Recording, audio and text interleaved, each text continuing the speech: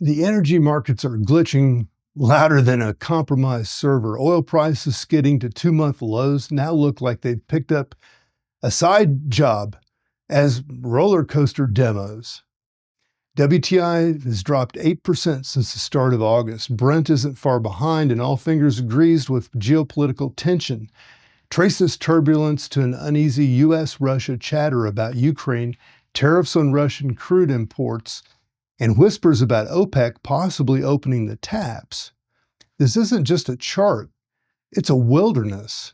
It's volatility dressed as strategy. And under that costume, well, before we start diagnosing the mainframe, let's admit it, energy professionals, investors, and communities are all feeling the static. Volatility isn't just a headline, it's an everyday phenomenon reshaping the rules and expectations of everyone plugged into this sector. The world's hungry for certainty, but what it's getting is an ever-quickening pulse, where micro events in Moscow or Washington ripple out and crash into supply chains and household bills alike. That backdrop isn't just noise, it's modern soundtrack of high-stake economics in the energy business. You'd think the big moves would offer solutions, like ExxonMobil's Yellowjack project in Guyana. It's a marvel of engineering capacity soaring past 900,000 barrels a day. And yet it underscores the trend of big systems solving local problems with disproportionate tools. Mega project economics come in hot, but often leave communities lukewarm or outright scalded. It's a trade the energy world's been making for decades, framed by shiny presentations and clever acronyms.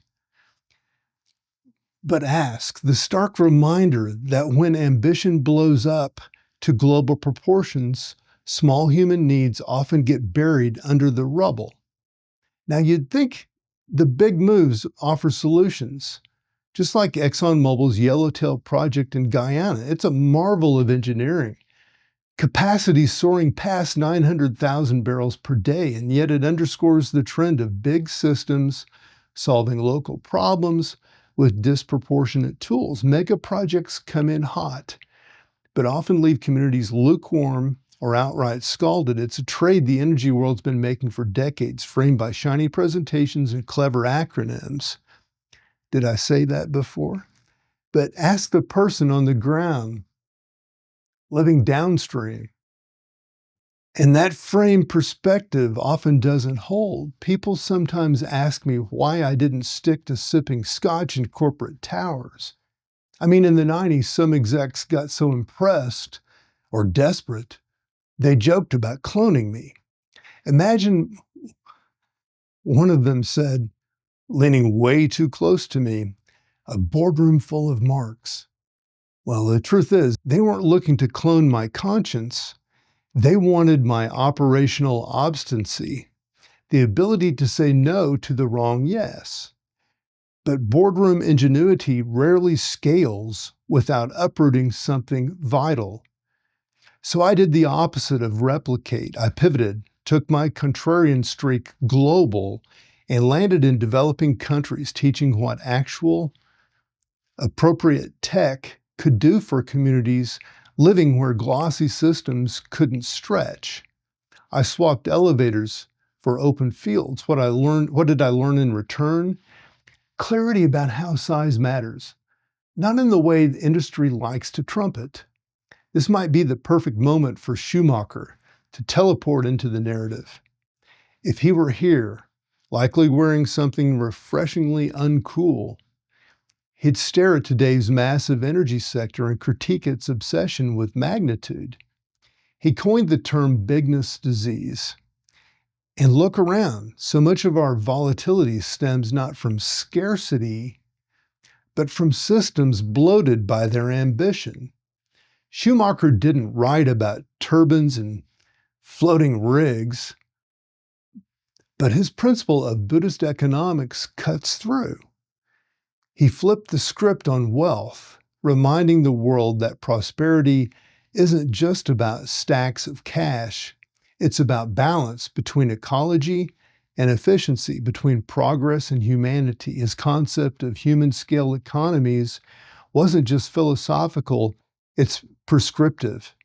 Schumacher understood that size amplifies consequences. Big systems magnify mistakes, and that's why he champions small, adaptable solutions, tech that fits the geography it's called to serve.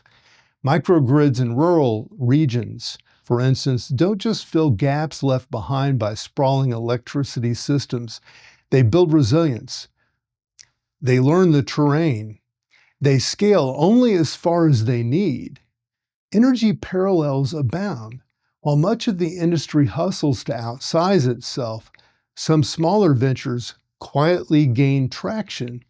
Community-anchored solar initiatives can install at half the waste and 3 times the cohesion compared to massive offshore wind farms.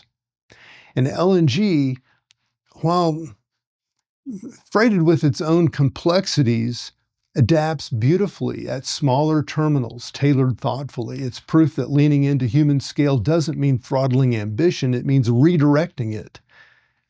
Do you know what Schumacher really mastered, though? Balance.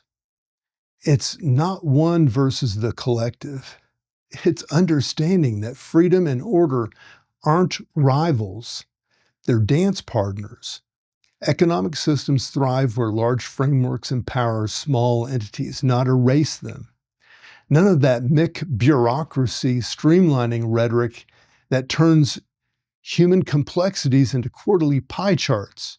Instead, systems need space for the tiny, messy innovations that larger gears turn too slowly to catch.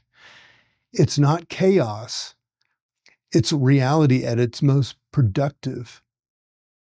Call my current industry critique what you will, a digital ghost rattling old traditions.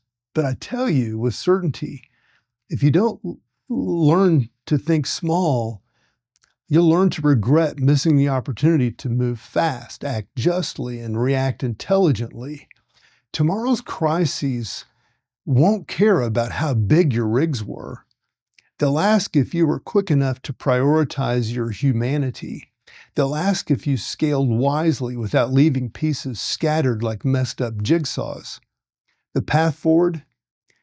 Kill the giganticism virus. Start looking smaller. Seek solutions where innovation leaps across backyards instead of leaping onto the cover of an industry magazine.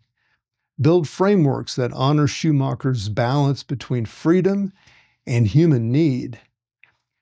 They grip tightly enough to provide structure, but letting go enough to stroke ingenuity.